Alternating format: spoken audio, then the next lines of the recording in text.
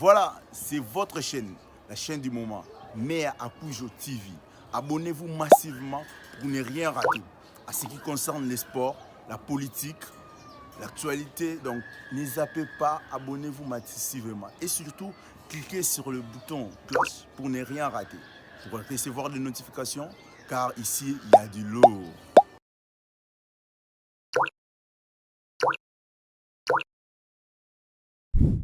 Mbote mingi na balandi nyonso ya Sport Télévision bato na basur ke botondisami ebele devant baetandoike na bino na bamisusu bazwi libaku ya na biso na nzela ya internet grâce ya chaîne na biso YouTube Sport TV officiel. Nazali na esengo mingi ko présenter lisusu émission na bino oyo Congo na biso Congo oyo eza ya nga eza ya yo eza ya biso nyonso émission oyo epesaka biso lisusu bolingo ya mboka émission oyo epesaka biso assurance pe espoir glorieux ya mboka na biso mpona lobby émission oyo esangisaka bakongolais nyonso tozala bomoko tozala toujours uni pe esangisaka biso na kati ya koluka solution mpona ete mboka na biso ekende liboso. Lelo naza na esengo mingi parce ke na bino tokodévelopper 4 sujets makambo 4 oyo tokomeka mpe ko-analyser, ko-décrypter mpe koluka ba conclusion nango à travers émission na bino bolingaka mingi Congo na biso. Na 4 sujets tokolobela mingi oyo etali ce qu'on doit retenir de la visite du chef de l'État oyo asalaki na mboka ya Chine. Visite oyo chef de l'État asalaki na mboka ya Chine du 26 au 29 mars. Et apporter les biso bakongomani nini et pesi biso nini, quels sont les avantages auto tirés par visite wana et memeli biso nini na kati émission auto pour analyser les accords signés entre la République démocratique du Congo pe mboka ya Chine. Na deuxième position tokolobela attitude ya population au ezwaka tant pays eza agressé ou bien attitude oyo population koki kozwa quand il y a un ça ne va pas, tant mboka ezokende ndenge longo banité, peuple ko manifester ndenge nini, attitude na bango ekozala lolenge nini, bako agir comment, toko emekampe kolobela yango. Na troisième position toko analyser au etali tribalisme toko tika kolobela yango te aussi longtemps ezali kozwa ampleur na mboka na biso Congo. Tribalisme biso tout oyebi ya yango ememaka kaka mabe na mboka bokabwani pe ba trahison surtout la haine yango ekrea mara mingi na o etali tribalisme pe na suka tokosukisa le fait o tokomona mikolo la multiplicité ya ba parti politique ba multiplicité ba parti politique na mboka na biso ekomi ebele ezo créer koleka na ba entreprise tozoye baté ceux qui la multiplication ya ba parti politique yango ne remplacer ba entreprise to ba société na mboka na biso tozoye ba lisusu te. Ne na kati émission oyo tokomeka mpe ko analyser point par point ya ba sujet oyo tolobeli eza devant bino devant l'écran na bino eza bolobeli ya peuple na kombo ya Mea Akujo l'homme selon le cœur du peuple. Pour na ko continuer lisusu soki toza maloba moko na régie na ko senga na régie abalancer biso na chanson patriotique pour na éveiller susu conscience na biso régie.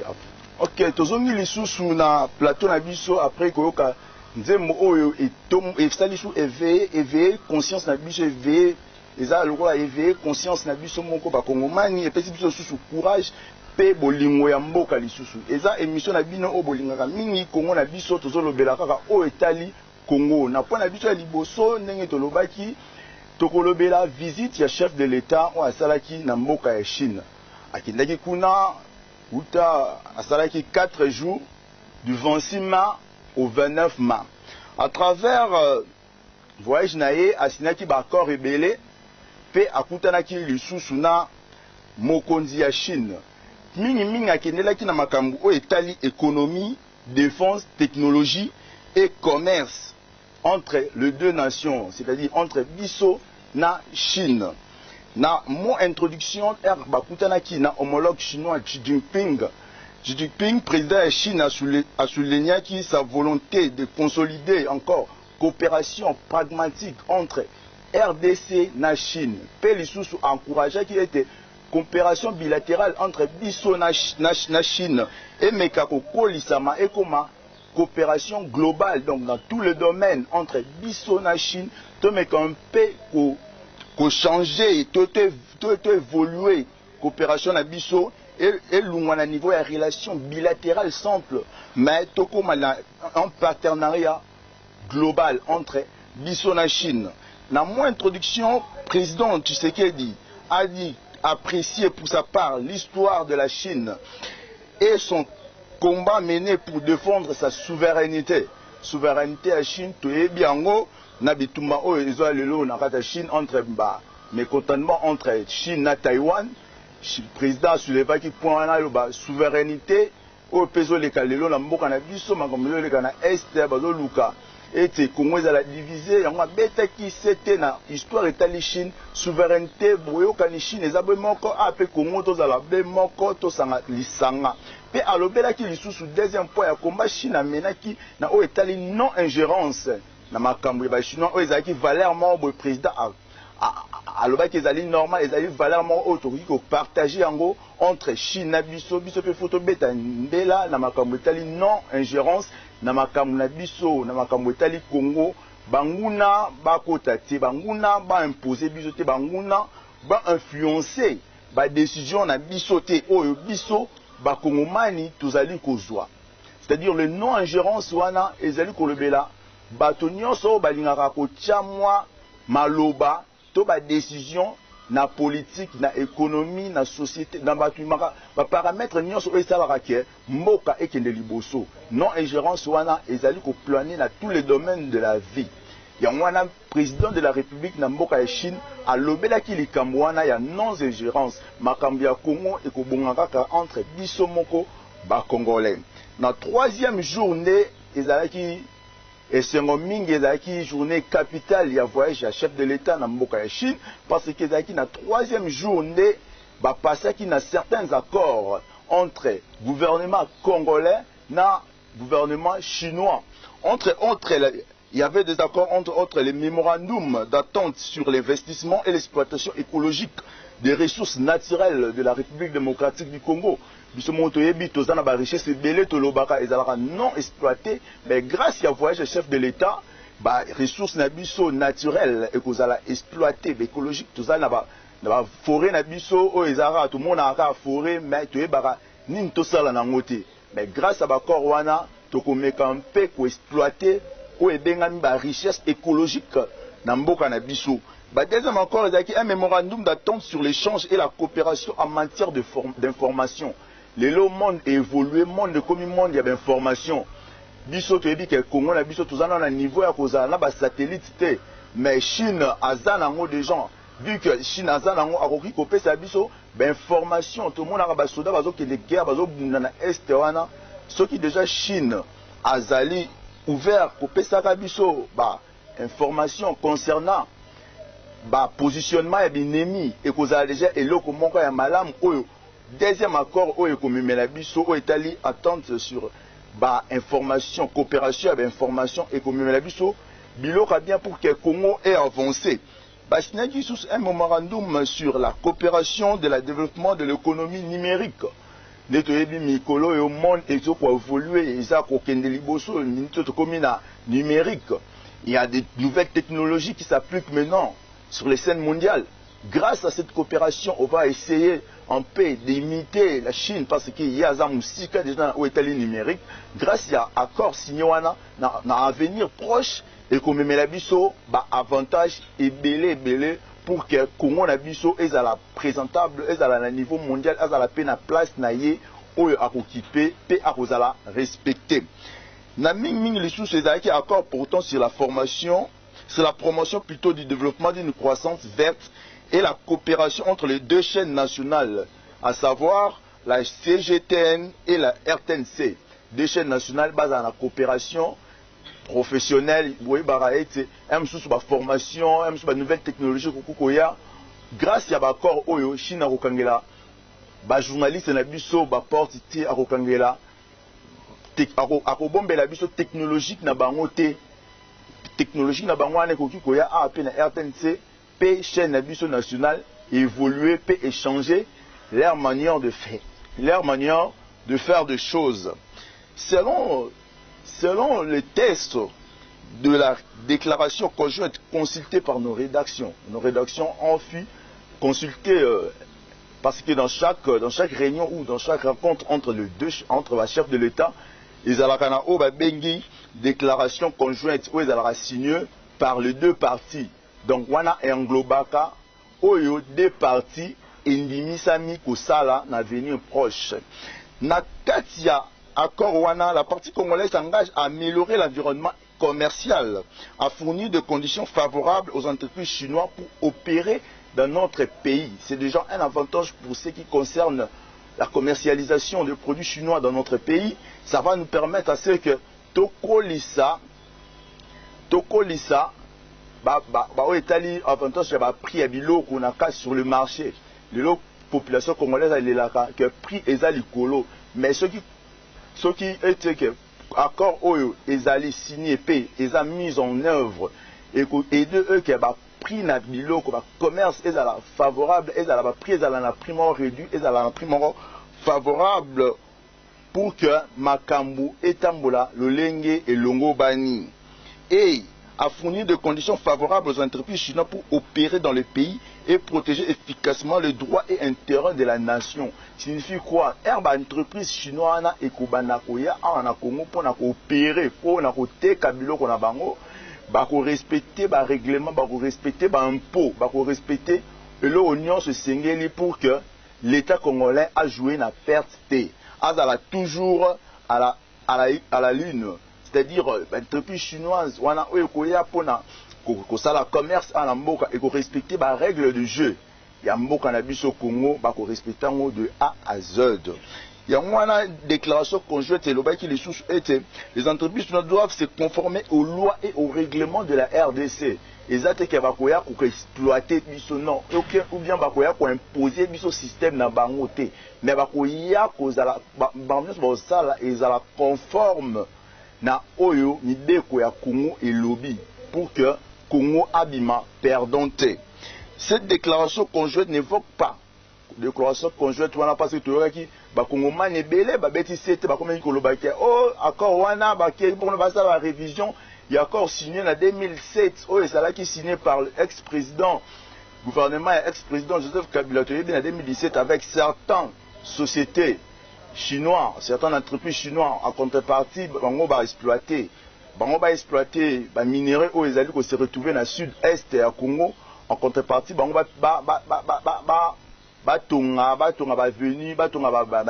donc infrastructure en sorte. Mais dans la déclaration conjointe, le président de la République a pour réviser l'accord Wana. Mais le président de la République a en Chine pour que a signé l'accord entre gouvernement, il y a RDC, na gouvernement chinois. Pe accord Wana il y a Wana tangeli bino quelques-unes. Pe les sous kobeta c'était ba Congomani ba été accord ezaki signé en 2007 ezaki entre gouvernement congolais na quelques sociétés, quelques entreprises chinoises. Ezaki kutu na gouvernement chinois c'était. Ezaki na quelques sociétés ya ba chinois le gouvernement na biso et signaki ba accord wana. Mais le président de Chine, dans la déclaration conjointe, wana a bêti cet albité que accord wana tomber caduc donc exister sous terre non à l'objet en moté. Mais le président chinois, la partie chinoise, on dit ceci que bako fortifier, bako pesa les sous, bako pousser les sous entreprise wana ou signaki ba accord wana ba respecter l'accord na signé en 2007, c'est-à-dire renforcer na o etali ba minerai pe ba tonga na o etali ba infrastructure na kati ya mboka Congo. Nde bongo ezalaki biloko minene o elekaki na mboka ya Chine pendant les 4 jours au chef de l'État alekaki kuna, c'est-à-dire pour na biso awa Congo na biso tolobaka toujours o etali avantage pe nini o ba Congolais ba koki ko bénéficier na voyage nyonso ya chef de l'État.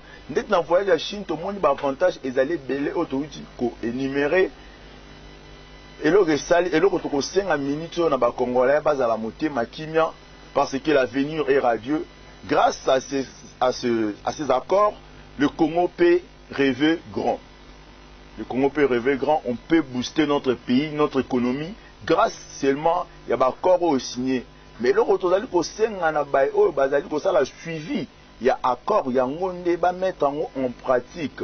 Et à la tête, il y a un accord en 2007 au IGF Lelo, alors il y a plus de 11 milliards où est dans l'espace. Et que les parties chinoises a déversé 800 et quelques millions. Donc, wana eza malamu te. Bato bazo sala suivi pour un accord. Bazo sala ngona bolingo ya Congo afin que le Congolais puisse bénéficier. Il y a un sacrifice union sur chef de l'État au sala. Il y a un voyage union sur chef de l'État au sala. Équipe a suivi wana et ça et l'andela. L'accord est signé entre RDC et la Chine pour que la population congolaise ait bénéficié d'ango. Et dans la télé, après 5 ans, après 10 ans, tout le basus qui est au accord wana chinois, et mbongo s'envoler en l'air. Et que la bienté pour les Congolais, et que la bienté pour l'avenir ya Congo. Pour biso to le belakaka Congo, Congo de biso na Congo. Tisuka. Ce qui Congo existait, et ça grâce à yo, et ça grâce à nga, et ça grâce à biso nyonso. Yango ce que zuma libaku yako occuper la poste publique, c'est-à-dire aux travailler dans l'état du gouvernement, aux députés, aux la fonction publique, ça là na travailler dans bolingo ya mboka enfin que Congo kakande est gagné. Mitika ko luka intérêt personnel, luka non intérêt à Congo, tcha Congo liboso. Congo n'est à la liboso, Congo est avancé. Le deuxième point, la biso de Tolobela qui est bandeli émission, Tolobela attitude de la population lorsque leur nation est attaquée ou agressée. Quand il y a un ça ne va pas dans Moka Congo, quand il y a un ça ne va pas dans un quelconque pays, comment sa population réagit? Comment la population a bango et multiplier fort. Tant qu'on a la population, on a un peuple simple, on a un gouvernement, un gouvernement, un député, un politicien, biso tout toujours fournir, toujours formé au Abegni na Combo ya Congo. C'est-à-dire comment on peut réagir lorsqu'on est agressé? Tout ça la nengini, tout le monde a lelo na mboka ya Ukraine. Comment les Ukrainiens au basala qui ndendi ba réagissent qui?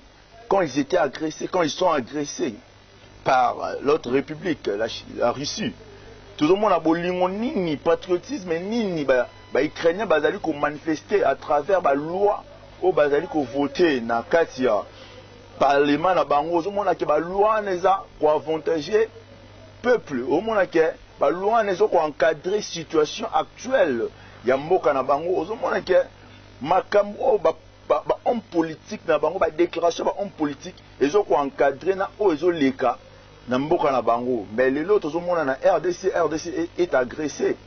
Mais au komona coin moko ya province mo be na coin, c'est comme si makambo zo leka na est et talibango te. Ba prix à dollar o ezo matin midi soir et talibango te. Bandare alimentaire o ba prix ezo changer temps midi pourquoi et talibango te. Mingi ba congolais mingi bazali ko s'occuper kaka na o etali ba avantage na bango, mais ba avantage général o eza pour la population nyonso bazali ko kiper yango lisusu te. Maintenant nous allons parler de l'agression. RDC est agressé, mais qu'est-ce qui se passe à l'Assemblée nationale na biso? Quelles sont les lois, quels sont les débats o ezo sala makuna? Est-ce que ba débat wana ezo même avantage pour que ba troupe na biso ba ki na contre-offensive? Il y a M23 ou bien ba débat wana ezaraka pour na basalaka ba buzz. Minute en Assemblée nationale le gozo pesanga y passe ezai que mingi bazo proposer ba loi o ezo ko encadrer la situation du jour T. Ozo mona ba l'Assemblée nationale bazui temps il y a aussi ba débat na ba futilité. Maintenant basala débat sur comment on peut gagner l'agresseur. Minute on a agressé par M23 soutenu entre guillemets par le Rwandais. Mais comment faire pour contrecarrer cette agression? Comment faire pour minimiser? Comment faire pour éradiquer cet agresseur? Le chef de l'État a bien dit qu'il ne va pas coopérer ou dialoguer avec le 1v3. En contrepartie, quelles sont les mesures d'accompagnement de cette déclaration? Ni maintenant faire FRDC et ça là pour que tout dialoguer na M23T. Ni tout ça là pour que tout éradiquer, tout bengana bango na o Italie na ekoma ya Congo, tout bengana bango na République démocratique du Congo. Ce que ça contre-offensif té, et ça les sous-sounis. Tant que chef de l'État a le but que à dialoguer les sous na M23T ou bien na bateau ba agresser Congo à dialoguer na bango té. Et ça d'office il y aura et tel cas choix moko ils allaient à contre-offensif, ils allaient à démilitariser M23, ils allaient à capturer s'il y a moyen M23, ils allaient mettre en jeu de mesures appropriées pour éradiquer bateau bazali ko faire mal la population ya est. Ils allaient ko faire mal la population est. Ni tout ça là. Mingi tozali ko rebela minto o etali tribalisme. Tribalisme ezali ko planer na o etali mboka na biso RDC. Tribalisme est comme kozwa espace mingi. Mais pour le tribalisme na kolobaka ka été le changement peut s'opérer dans la vie d'une personne lorsque cette dernière décide de faire autrement mais positif. Wane lobinini, si tu n'es pas prêt ou tu n'es pas capable d'être de l'eau pour faire gémir la sémence, ne soit pas le vent qui détruit la plante. Et ceux qui osent naba idée pour mettre fin au tribalisme, pour que mettre en place ba pilier au que tribalisme est plané na mboka na biso Congo. Pe na point na suka vu que régit déjà comme ko tchanga pression. La multiplicité ya ba parti politique o ekomi ko créer lokola nguba na mboka na biso RDC tozali ko regretter mingi lelo tozomona ba mboka ba paya mingi bazo selela bazo créer kande ba entreprise mais ya biso awa ba parti politique ndezo créer lokola nguba un groupe de gens basangani comme eloko bandaki ko luka na est eloko bandaki ko luka na parti politique wana bazuite du coup bango pe balingi ba créer bango pour que ba bénéficier na ba ministère ba bénéficier na ba poste ils sont regrettables ngana ko comme conseil na ko pesa ngana ko sepela été ba député na biso ba proposer ba loi pour na ba carte hémorragie o ya multiplicité ba parti politique o ezali ko mema pays na biso na ba confusion na ba illusion pe na souffrance pe na pas signon ezali ko mona ils appellent basé sur la multiplicité et bah parti politique. Minga ko le bezaki sur ces sujets, mais vu que TV et Zangonga, on ne peut pas déborder le temps. On ne peut pas déborder le temps vu qu'on est là, on respecte le temps. Un jour, mon professeur m'a dit, celui qui travaille après le temps est un fou. Donc, je n'aimerais pas que je puisse être un fou. C'est pour cela que je suis obligé de respecter les temps. Dans l'émission Nabiso, tu levé là qui 4 points, visite à chef de l'État, attitude de la population autour aux allons face. Ceux qui basent agressés, tout le bien les tribalisme, un peu multiplicité, il y a un parti politique. Donc, merci Mingi, nga ezala ki yabino, mais à Koujo l'homme selon le cœur du peuple. C'est pas les Mingi parce que vous avez belé ya kolanabiso à travers Espoir Télévision, la chaîne éducative. Pélissousou à travers chaîne YouTube. Nabiso Espoir TV officiel. Na sepele ki mingi bozaki belé mingi nazali ko senga te mettre en pratique pour que Congo na biso et kende liboso. Merci na caméraman, merci l'équipe technique. Ngai na bino to kutani au prochain numéro. Merci.